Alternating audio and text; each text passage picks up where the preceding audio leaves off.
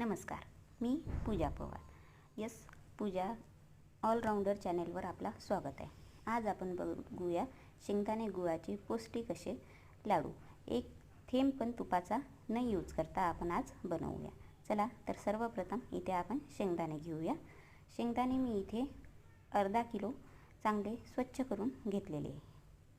त्याच्यानंतर आपण ह्याला भाजून घेऊया.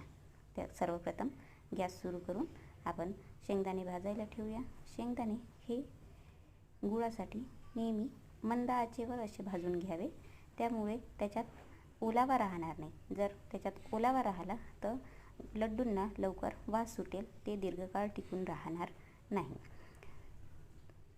मग आता खरपूस भाजून घेऊया. चला बघूया झाले का. आपले शेंगदाणे खरपूस असे भाजून झाले आहे. त्यानंतर आपण गॅस बंद करून ह्यांना 5 मिनिटं थंड व्हायला ठेवूया.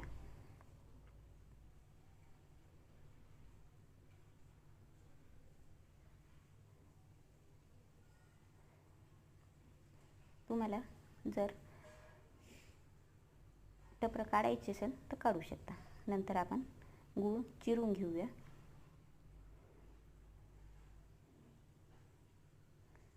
गूळ चिरून झालेला आहे. त्यानंतर आपण शेंगदाण्यांना मिक्सरमधून काढून घेऊया. शेंगदाणे जाडसर असे काढून घ्यायचे आहे.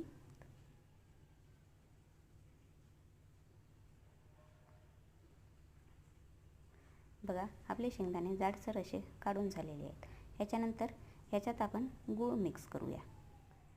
गूळ चिरून झालेला मिक्स करा.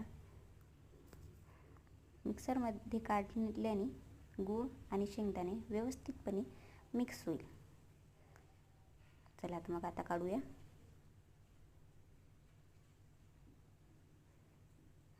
बघा, आता आपले गूळ आणि शेंगदाणे मिक्सरमधून काढून झालेले आहेत. बघा, चांगले मिक्स झालेले आहेत. थोडाफार आपण हाताने व्यवस्थित करून घेऊया त्यांना.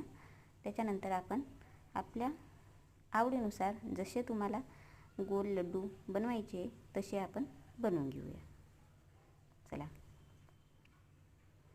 झाले आहे आपले शेंगदाण्याचे पौष्टिक असे लड्डू.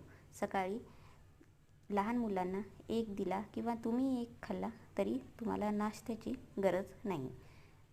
झाले आपले पौष्टिक असे शेंगदाणा गुळाचे लड्डू.